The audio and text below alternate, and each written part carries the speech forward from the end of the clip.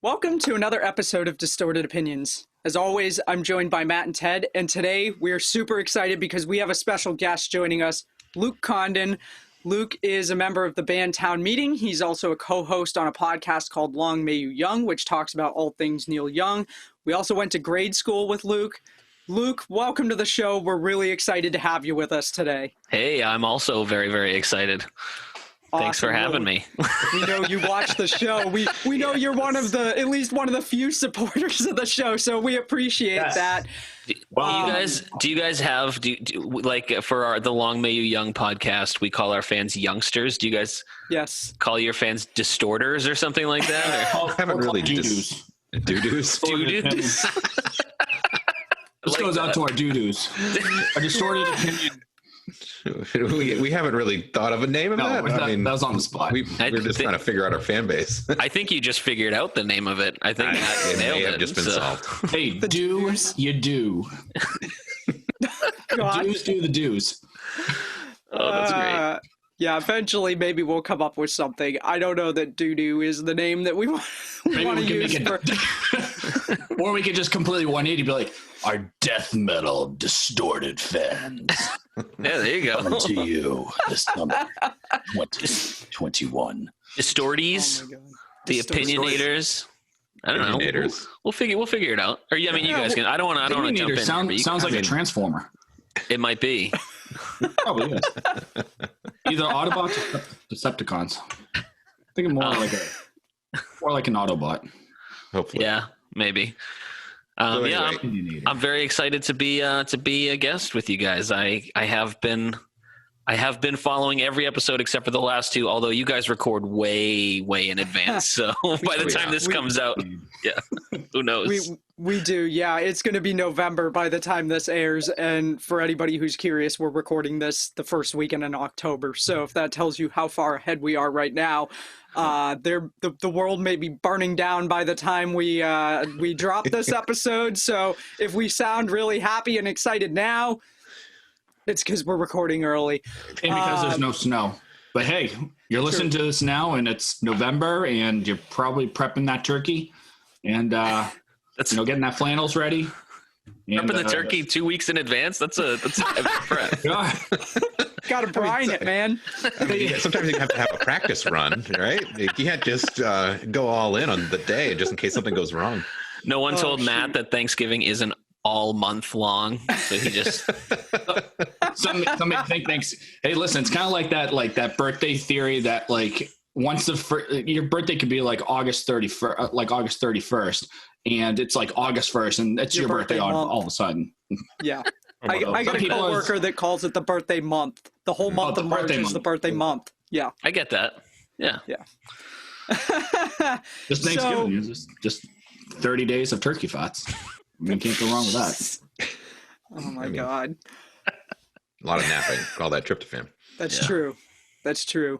So as you can see, this show, I figure, is going to pretty much write itself and derail if I were to go off of notes. So I wrote pretty much no notes for this episode. However, nice. I do think that we should probably give Luke a proper intro for people who maybe aren't familiar with Town Meeting or Long May You Young. So maybe we can start there. And I think this is probably going to be a 2-part episode. So we'll talk to Luke a little bit about his band and the podcast he's doing. And then in the next episode, who knows? It's open to anything. So, so why don't we start with Town Meeting? I know for anybody who listens to Distorted Opinions on a regular basis, you've probably heard Matt and Ted and I talk about how we were in concert band, jazz band, marching band. Matt and Ted were involved in musicals and plays as well as the choir. Luke, I don't really remember you and your brothers being as involved in music activities in school, but fast forward to now and you guys have this wildly successful band called Town Meeting. So I'm really curious. I don't know about wildly successful. I'd say you're pretty successful. It's the most successful out of anyone that's left our high school in recent memory. So. And you guys weren't a band in high school, so that's kind of where I'm going. Like, the bands that we had in high school, we talked on a previous show, Matt and Ted were in a band called 5 Amp Fuse. I think there was maybe one, possibly two other bands in high school. you guys didn't exist in a band at that point, but now you guys are a band, and like you've made it a lot further than any of the bands that were a band in high school. So I'm curious as to how Town Meeting got started. What brought that about? So we weren't. I did. I did band in middle school, but I didn't end up doing it in high school. Okay. So I'm actually looking forward to listening to the Mr. Tree episode because I love Mr. Tree, as anyone who met him did. But I don't know. I didn't even learn guitar till I was 22, 23, I think, and it was just, I think, just for fun. My wife bought me one, and you guys know it takes so long to get your calluses down, and most people give up halfway through. And then I think I just wanted to learn one song. It was probably a church song because I was pretty big in the church at the time. Sure. And then I learned it and I loved it, and then I just kept going from there. And then I started booking solo shows just for fun around Fitchburg and Leominster. And Russ, my brother, would come play like a djembe or eventually a cajon. Mm-hmm. And then we just kept building and building on it, on the sound we were making. We were pretty stripped down at first, and then we threw in an electric and then a bass and a mandolin. And now we're your average band with a drum kit and all that stuff. But right. Yeah. An average successful band. Yeah. See, we do well in Central Mass. No one knows who we are in Schenectady, so I don't know. You know what I mean? Well, I'm sure with the way you guys are going and whatnot, people are definitely gonna know, the band Town Meeting. Like even towns and city halls are gonna be confused as to, when you get a schedule and says Town Meeting, they'll go, the band or is it an actual town meeting? See, but that's very much a New England thing. Town meeting. If you go outside of New England, people don't know what a town meeting is. And trust me, as somebody who works in public access and deals a lot in town meeting and then talks to people at access. Yeah, literally. Yesterday, I just covered an actual town meeting. So I'm much more excited about the fact that we're talking about the band Town Meeting today. Believe me, that was a long day yesterday. So it's not to be confused with the Billerica Access TV Town Meeting t-shirt you're wearing? Okay, Town Meeting. Oh, gotcha. Okay. Oh, different Town Meeting. Got it. Different town meeting. This is the band Town Meeting. Oh man. But it is very much a New England term, Town Meeting. I didn't know that, but that kind of makes sense. For the listeners, and why we're kind of talking about the success, I think some of the things in our pre-show that before this, when were talking and catching up, there were definitely some open, your band opened for some pretty big or well-known bands, in my opinion, for prior shows as they tour the Northeast, and you guys were doing a couple of gigs over the course of a couple of days as that group went through Maine and Mass and all of that. And so what were some of those bands? Because I think that kind of helps match for those that aren't familiar with your music, maybe, I don't know, it's still, it's folk, I would say, in a sense, but at the same time, who were some of those bands that you wound up opening for? So I think when we started, we were definitely like, we're a folk band. That was just our sound, very Americana, rootsy. And I think we've kind of developed the opinion, we just want to make music that we like listening to. And so the new record that we have is called Make Things Better. It came out this year, and it's like there's some folk elements, but it's a little heavier. There's a lot more electric guitar. There's a lot more jams in it. We started getting into some more jammy territories. But when we started, I'd say the first big band that we opened for, and this is all thanks to our manager at the time, this guy Harry Woods, he like busted his ass for us, but he got us at the Hampton Casino Ballroom to open for Sturgill Simpson, who was just starting to blow up at the time. And the show went really, really well. Like I was pacing terrified in the green room, and then it couldn't have gone better. It was just a ton of fun. And I think knowing that we could handle that and handle a crowd that size encouraged us and helped us. And then our manager just kept busting his ass. He got us. We did a few shows with Third Eye Blind. We did some shows with gosh, I'm trying to think of some of them now. Did you guys play with Kenny Wayne Shepherd? We did see that at one point. Kenny Wayne Shepherd show. We opened for Lettuce, and they're super jammy, ton of fun. Mm-hmm. Yep. You guys open up for if I was reading the biography about you guys, open up for Willie Nelson too at one point. Yeah. So that one's tricky. I don't count that as much because there's the Bank of New Hampshire Pavilion. Yep. Mm-hmm. They have a side stage called the Magic Hat stage, and they have people come and play as people are coming in. And so you can technically say you opened for Willie Nelson because it's just us and then him. But in no way are you like these other shows where on the same stage, right. Those ones weren't. But at the time we told everyone who would listen to us that we opened for Willie Nelson. It's still pretty cool though. It's hell yeah. True. Yeah, but I love that venue and we kind of got a good thing going with the people who own it up there. And we came back for the Bob Dylan show. We did the Avett Brothers show. We did Jason Isbell, Brandy Carlisle. Like we had a lot of fun up there. So. Oh, I didn't know that you guys played a show with Brandy Carlisle. Yeah, well, it was the side stage. Oh, yeah. So we didn't that handy, convenient side stage. Yeah. When you're first starting, and I'm sure you guys all know this, you take any opportunity, and then also anything that you can distort into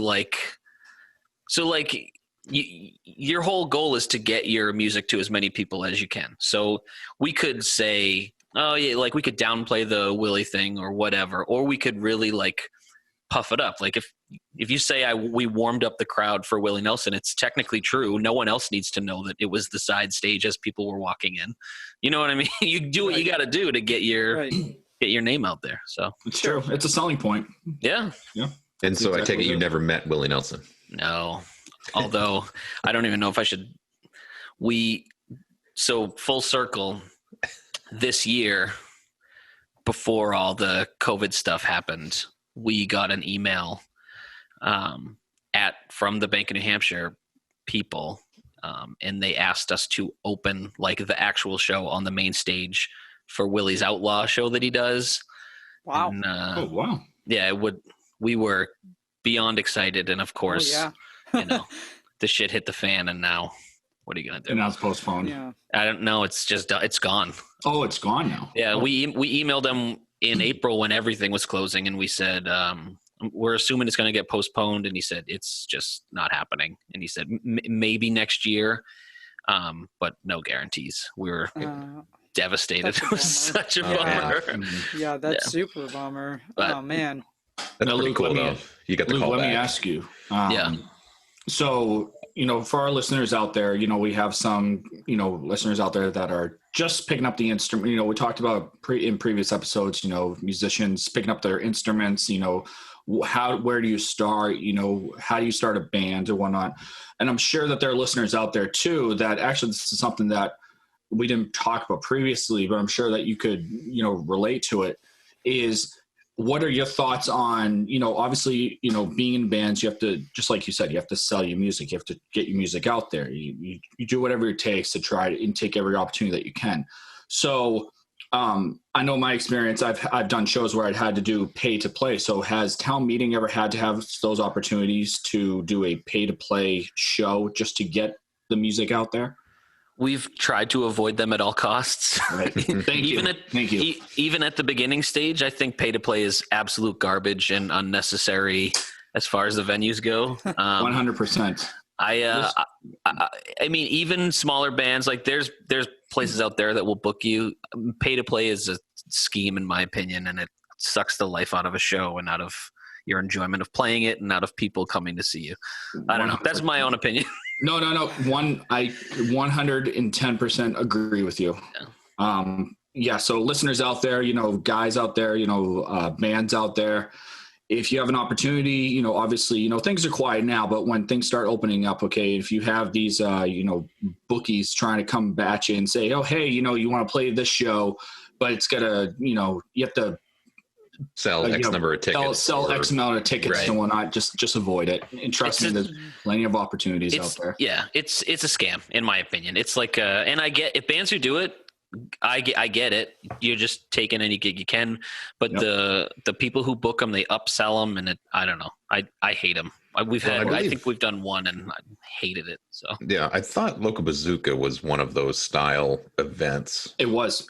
Was it really? Yeah, because I think when we were still, back in the high school days, and when we were in college and we were still playing, granted we still are, but we talked about trying to put together a set list, and we kind of inquired about what it would mean to possibly play at Local Bazooka, and you'd have to sell like it was 150 tickets. Yeah, 150 tickets at like $35 a ticket or whatever the price was. So now you got to find 150 friends that are gonna, or it's a lot of effort. But not only that, but when it came also down to the showtime, if you didn't sell those tickets, you had to pay for those tickets. Right. Oh boy. And we're just like, fuck that. No, yeah, it's silly. We're in college. We don't have that money. Yeah, and even if you do, it's just like I don't know.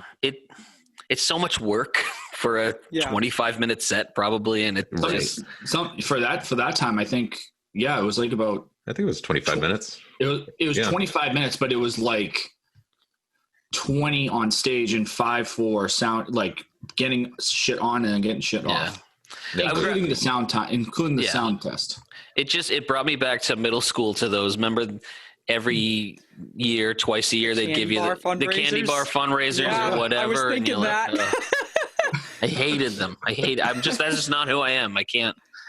And also it's tougher. Like I guess I could sell a candy bar, but I have such low self-esteem. Like, I don't even like inviting my friends to shows. So it's like, and it's also, it's just a weird thing.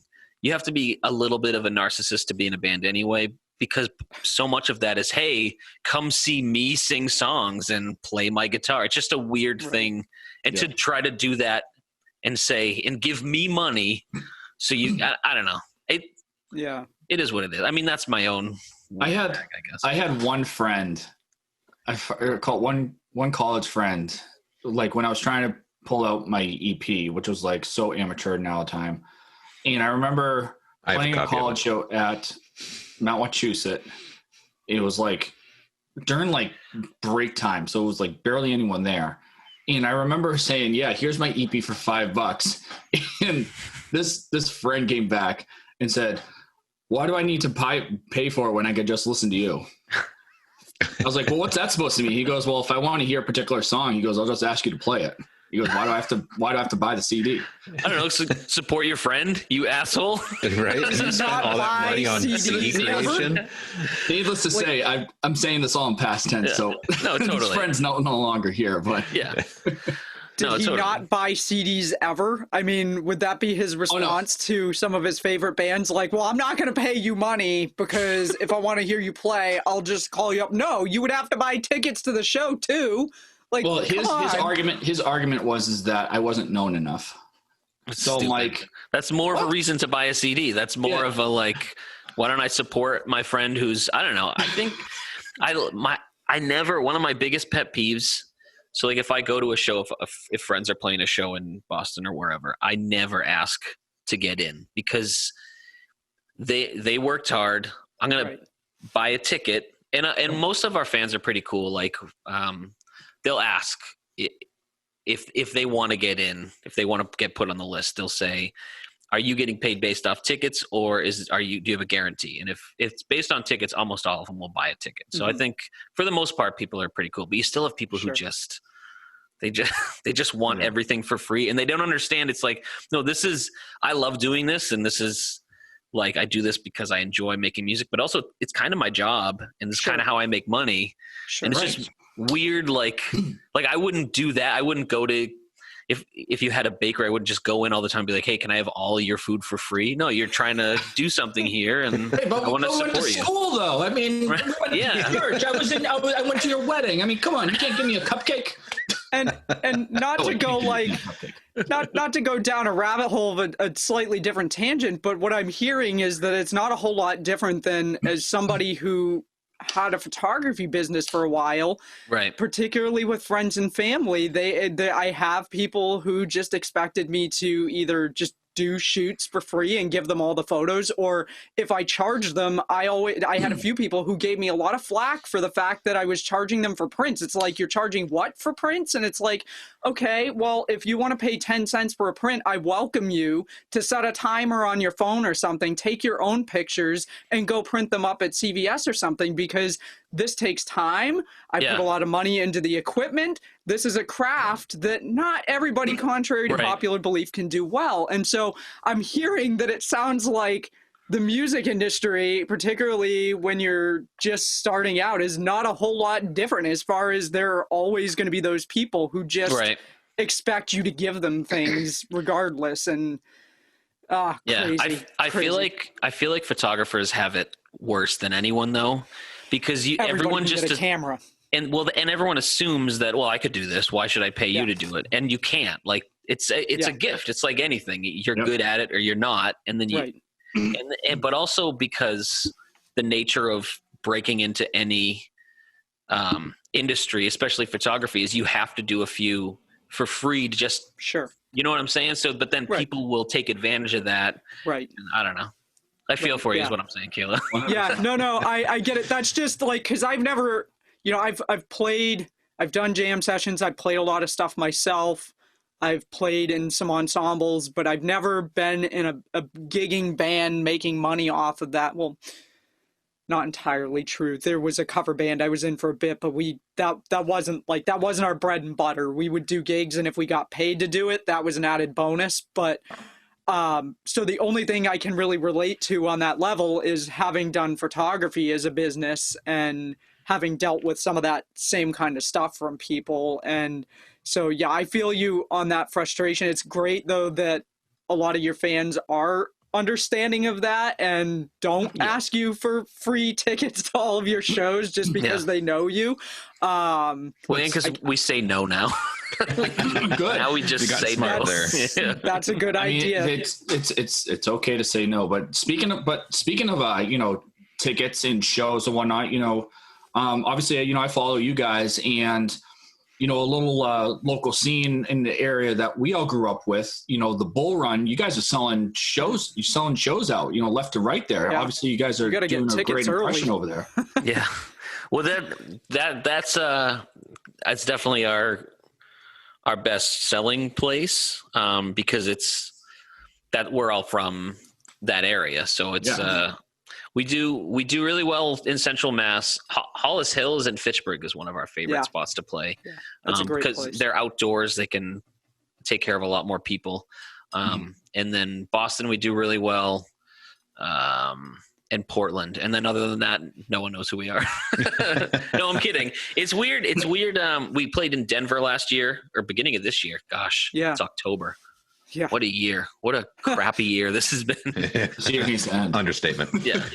But we were we did Dallas and Denver, and it's always weird and flattering when you play in places that you've never been and people know your music. It's kind of a indescribable feeling. And I'm not saying we sold out these massive shows in Denver. Like, it was maybe a 80-person room, but like, the fact that there's that many people in a city I've never been, it's just a cool feeling, man. But the Bull Run's a ton of fun. Like, those are our people.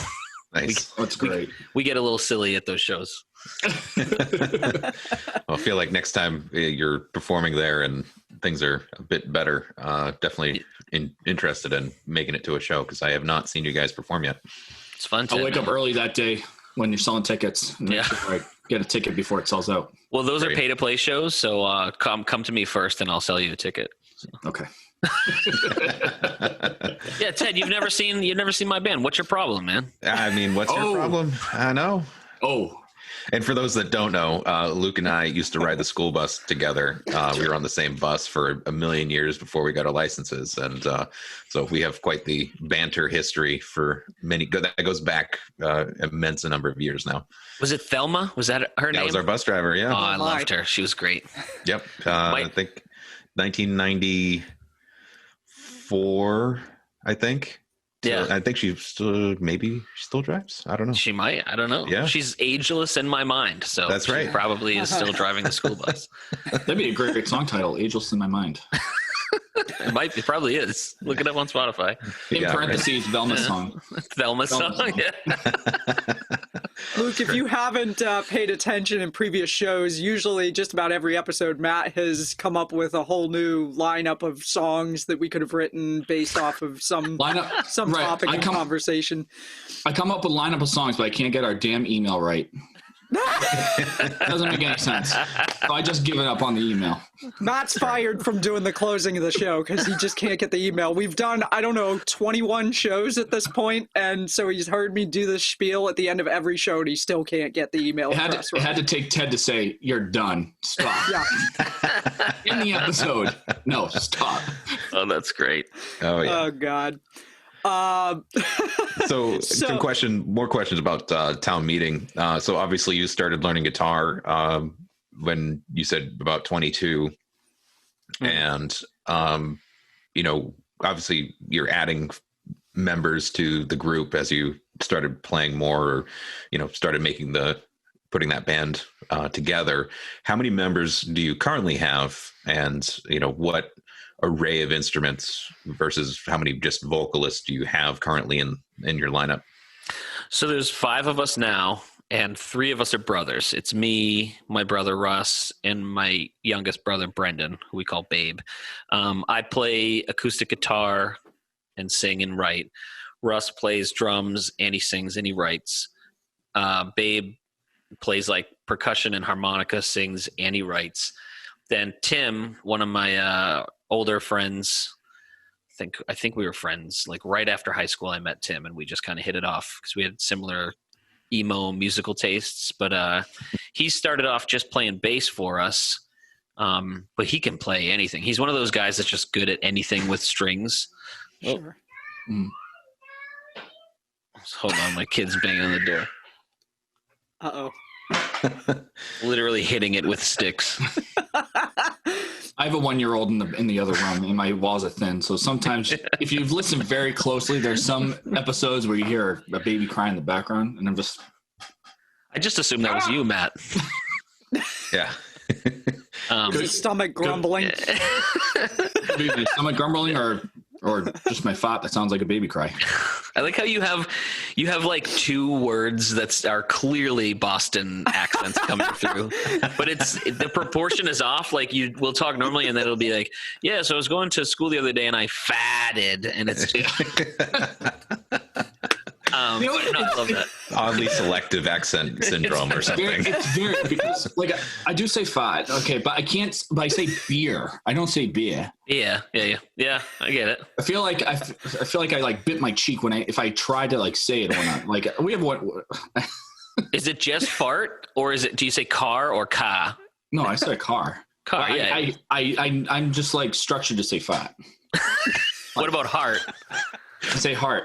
Oh, it's a little bit. Hot. Very, very slight. Oh, there's the baby. Oh, now you hear him.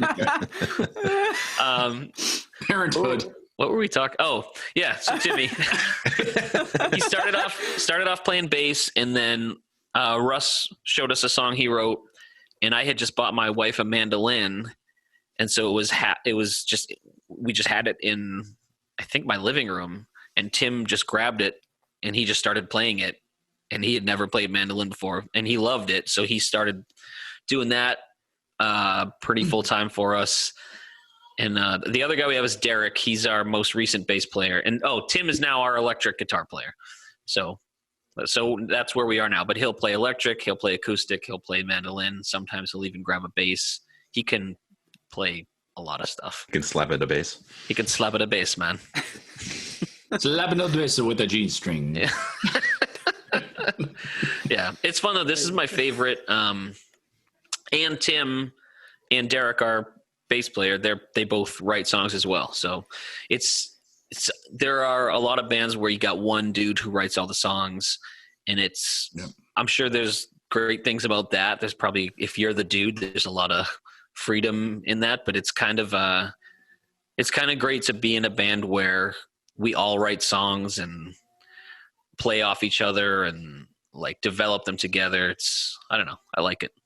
Yeah. The collaboration, when you have, I mean, just jamming, when we used to be able to jam, when we have people over and, being able to bounce, you try one thing over here when make somebody else think something else, have another idea, and then they do their part a little bit differently based on what you just did. And that type of collaboration definitely makes it fun, because then it's basically all the voices coming together musically, if you will. Yeah. But yeah, that's pretty great. And obviously you guys seem to mesh very well. I've listened to a few of your recordings, and I don't know, it's just very relaxing for some of the songs that I've listened to. So definitely understand the cohesion you guys have. It's really good. Yeah. Thanks, Ted. And you have your brothers in the band too, so makes it just even more personal too. Yeah, and it makes we do a lot of harmonies, 3-4 part harmonies, and there's something about, I don't know if it's, I don't know, because I don't know anything else, but like there's something about harmonizing with family that it's like a sweeter element or something. I don't know. It's hard to explain.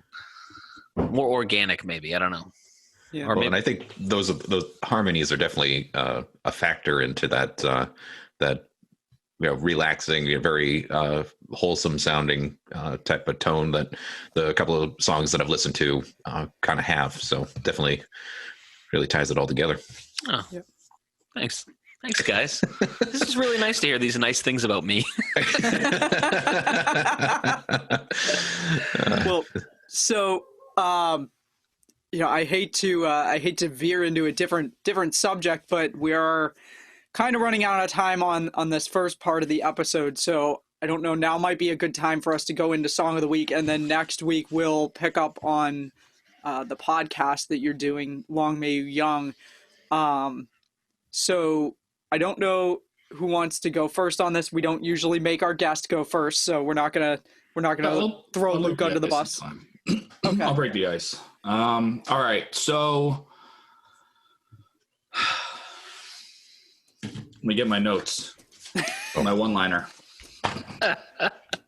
Again, I'm praying that none of us picked the same song, because we didn't talk about it before the show. I tried. I tried to think of what Ted would pick. That's literally that was my whole basis. I'm still picking it right now. So good luck. It's a spin of the roulette wheel on my phone right now. Oh boy. So, we're obviously, we're talking about, the great Luke. We're talking about pastimes. We're talking about music. We're talking about bands. But this main subject of today, in which I prepped for this one, was, hey, Luke, your band is my song of the week for this one. Specifically. Now, I was flipping back and forth, okay, because all this week, and like I said, I have it on Spotify. I have it digitalized, and I'm waiting for that vinyl album to come through, in which, here's a fact, I don't have a vinyl record player. Okay, so this will be my... You gotta fix that. Oh, well... Were your first record? Oh, that makes me really happy. My first record, it's got to be Make Things Better. Wow, okay? I love it. So I'm very, very much look forward to it. But I'm going to have to go with, this is... I know, and so correct me if I'm wrong. Is this your second album from the Green? Second, yep, second full length. Because first one's Geography Part 1. First one is If I Die, and then If I Die. Okay. Geography Part 1 was an EP that we did in between. Okay, so I know I have one of them. One of them is digitalized and one of them. But yes, from the Green, specifically track 2, All the Bars. I absolutely love this song. When I think of this is, if there's anything if I could have a number that shows how many repeats an album has been played, it's probably been, close now, going to the triple digits. Specifically, this one's definitely past the triple digits. I find that All the Bars is like today's Billy Joel's Piano Man. That's how I man. Classic. That's saying something. Very, very much. This is a song that I could definitely see just being in a bar, whether I'm with my friends or even just hanging out at the bar, just listening, just by myself. Yeah. And listen, I'll even step it up. I'll wear a 3-piece fucking suit. Okay. While having a nice, maybe old fashioned. Okay. While listening to the song. But I absolutely love it. The vocals coming in, all the bars here close at midnight. It's like, bam, yeah, you got my attention right then and there. Harmonies, the vocals, guitar playing, it's absolutely phenomenal. So I'm going to have to go with, again, Town Meeting, From the Green, track 2, All the Bars. That's going to be my song of the week. It's a strong pick. I appreciate that, Matt. Fun fact about that song: we've played that song in a lot of cities, and it has only been true in one city we've played in, and it's not even really a city. But Bangor, Maine, is the only place we've ever played where the bars close at midnight. Everywhere else, really? Yeah. Everywhere else, they're like, no, we're open till 1:30. All the bars here close at 1. Yeah, doesn't have the same ring to it. Doesn't. All right, Caleb, what's your pick? So real quick before I go into that, just a reminder that we have a Song of the Week playlist on Spotify. So if you hear any of our picks on any of the shows and you want to hear the full song, we put the link to that playlist in the description of every episode so you can listen to the song in its entirety as long as it's on Spotify. There have been a few that aren't available, but for the most part, our picks are, and you can find them there. So with that, my pick of the week is also a Town Meeting pick. I chose nerds. He's just playing to our guest. It's the theme of the show, is it not? You're just jealous. It's the theme of the show. Sorry. then we see Ted go, bunch of nerds. Oh, Town Meeting song.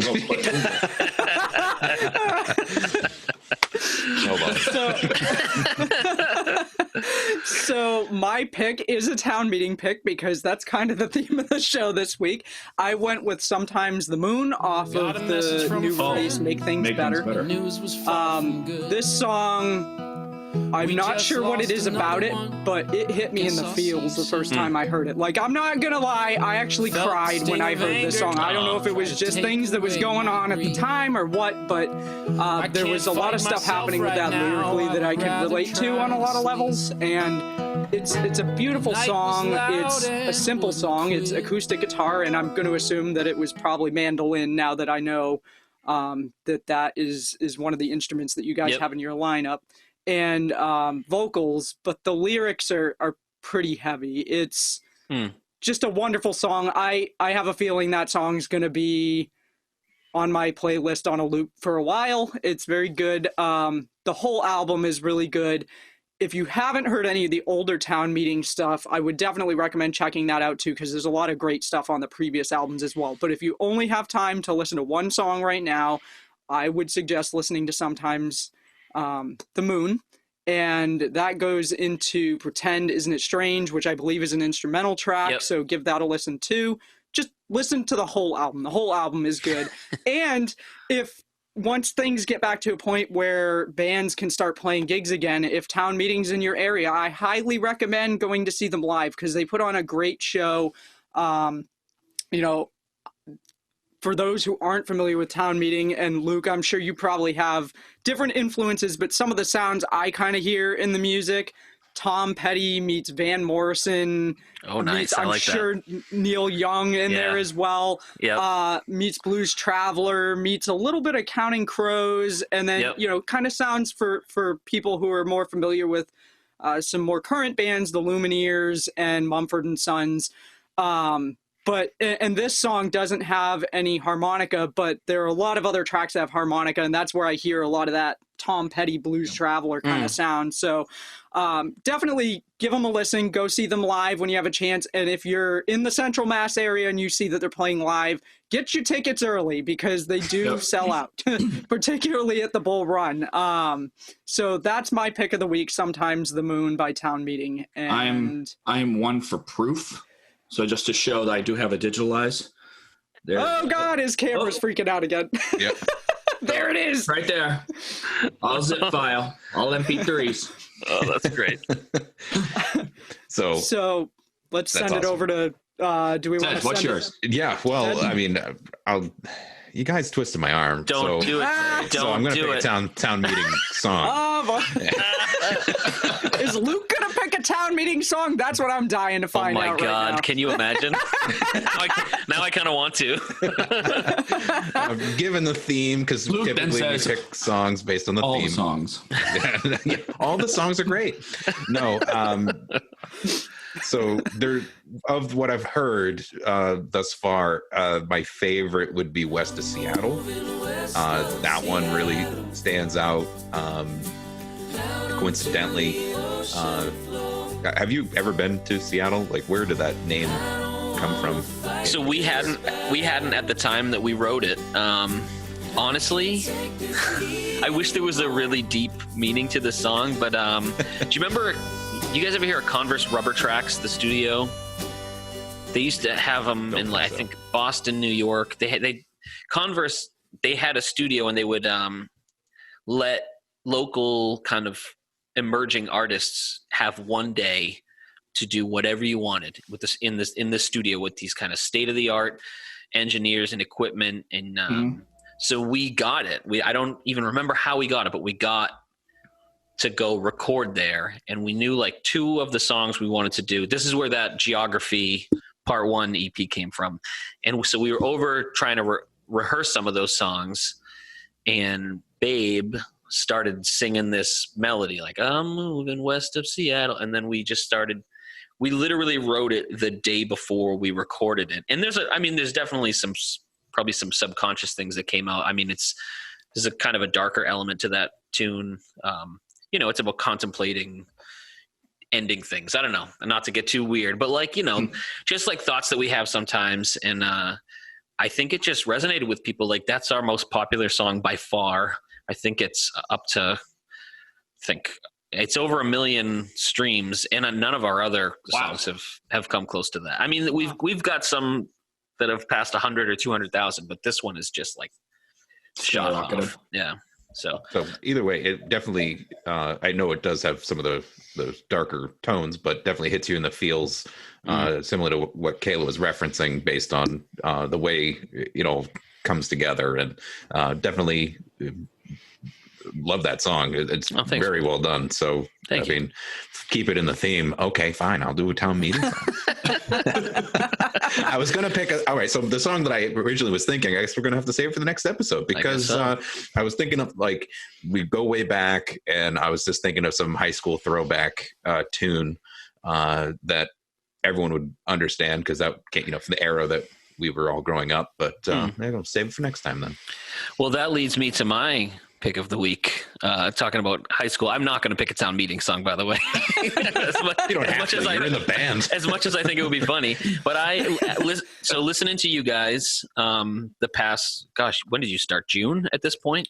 When we started releasing episodes. We started releasing it. Yeah, it was about June. So you guys got me feeling pretty nostalgic, especially your first few episodes. And then I've been talking to my cousin about some of these songs, because me and him want to start a podcast called Defending the 90s, because everyone shits on the 90s. Nice.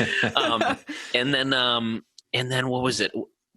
Me and Mike guested on another podcast, and one of the other dudes was into nu metal, and so we just were bouncing, going over old songs back and forth. And I know, Ted, you're a big nu metal guy, and so was actually going to be it'd be funny if you pick the song of my choice for this week that I just changed. I was scrolling through songs that I used to listen to on the bus. Oh yeah. In probably beginning of high school, but I decided to go with Falling Away From Me by Korn. Oh, nice. Yes. Because that one Issues album. That's I used to just not drive angry, but sit in my parents' minivan in the backseat angry with my headphones on. My mom doesn't get it. She doesn't get me. But what's your problem? No, but I remember loving Korn, loving Limp Bizkit, and then everyone goes through this phase where they make fun of these bands, but then listening to them now, I'm like, these songs kind of still hold up. I don't know, that Korn album, was it Follow the Leader, or I don't even know. Follow the Leader was fantastic, but Issues. Issues. Yeah. Issues was that one. That's right. That you're referencing. Follow the Leader was Freak on a Leash, right? Yes. Yeah. But I don't know. I love that stuff, and I still do. I even went back and don't make fun of me too much here. I listened to some old ICP. I Insane still Clown have Posse? one ICP album on my phone that I listened to not that long ago either. So some of these tunes, they're still kind of bangers. I don't know, like. Well, and ICP is funny. Like, it's comical in some of the lyrics that they have anyway. So no, totally. Despite it being off the wall. Yeah. Funny story about Falling Away From Me. So real quick, I remember back when that album came out. We were in 8th grade because that was is this where you're going with that talent show? Yep. Yeah. Wait, you guys did? This is the song you did for that talent show? No, we weren't a band. Oh, we weren't like an official band, but like so. obviously the school that we all went to, okay, they were infamous for at least once a year they did like a talent show, okay, or they had the pep rallies, okay, where you could go ahead and perform and stuff. So I remember listening to this album again. Luke's same exact thing. You know, I used to listen to this on repeat all the time. Actually, my first PA album that I bought. That was mine too. I bought it with Kevin. Got it. And that was when that's when FYE or Strawberries just didn't care about parental advisory stuff. Oh, here you go. Yeah, here you go. Here's the album. And my first PA was Hard Knock Life Volume 2 by Jay-Z, and I hid it from my parents for 2 years. Sorry, Mom. So, I know my parents listen, and I've just never told them that I eventually just got it. It's coming out right now. Coming out. Confessional hour. So obviously the talent show came up, and I'm like, hey, you know what? I want to lip sync to this. And like, what song is it? I'm like, Falling Away From Me, right? So I lip synced it, and obviously I gave them the CD. Okay, that was the PA. So right when there's that bridge, and right when Jonathan Davis yells, "Fuck!" I just screamed it throughout the whole auditorium. And so we're in the audience. I knew we were in class. Matt's telling me this whole thing. Draw up like this handmade corn, like poster sign. So I just be like, "Corn, yeah!" Hold it up during his little thing. And I remember because it was you and our friend Mike at the time.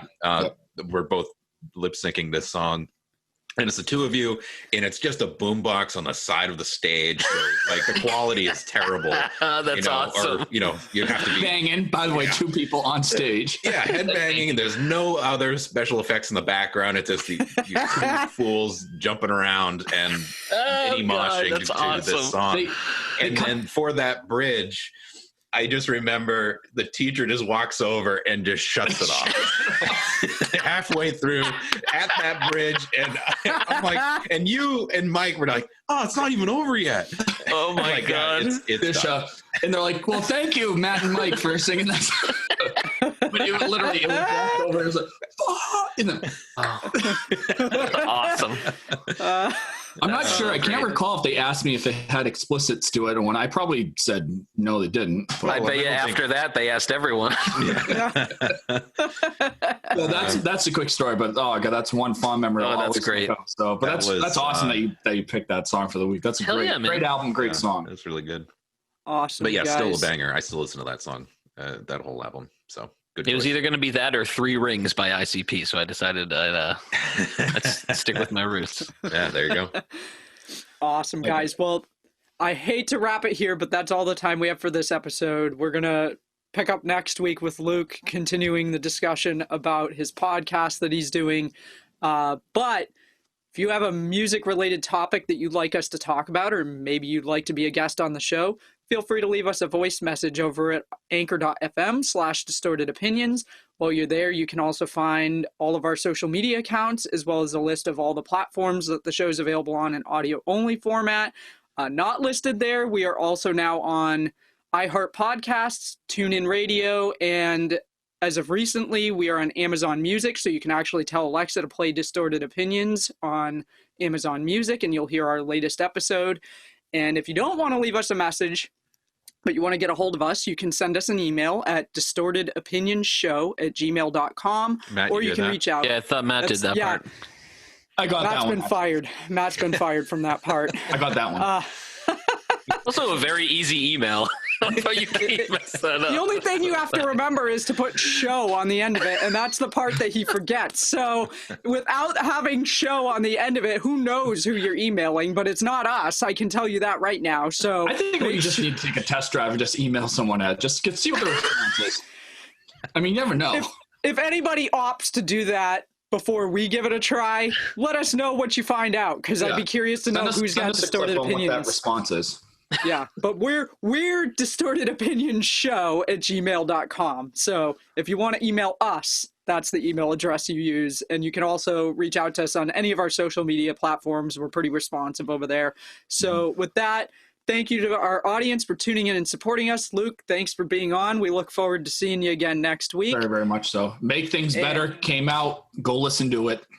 Yeah. That's right. Great album. My favorite album that we've ever made. So far. Awesome. Awesome. Perfect. Excellent. Thanks a lot, Luke. Much appreciated. Thanks, guys. See you next week. Yep.